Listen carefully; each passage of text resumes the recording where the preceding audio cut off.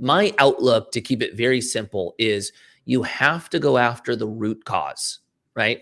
And the challenge that we have, and if you pay attention, you're going to notice this from now on, is anytime they talk about homelessness, they start with the price of real estate. Real estate is so expensive, and that's their segue into homelessness. And so if you're not caught up on the topic, you naturally assume, oh, if we just build housing, you no longer have homelessness. What they forget to go over is, why are people on the streets to begin with? What is the root cause? And in my outlook, there's three root causes. There's one, a percentage, which happens to be the smallest, which is people going through financial hard times. There is that component. I think it's the easiest to address. It's also the minority. Then you get into the difficult part, which is mental illness and addiction, and then the crossover that happens in between the two and how you separate those out.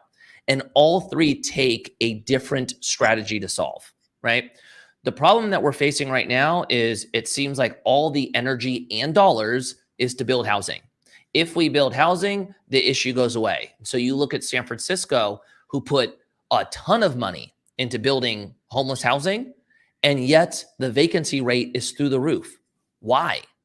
Because you have to create either one, these transitional shelters that are helping people that probably are more on the addiction side get through that challenge, get back to building out a skill set and a purposeful life, and helping them transition back into the workforce. You need that structure for those struggling with addiction.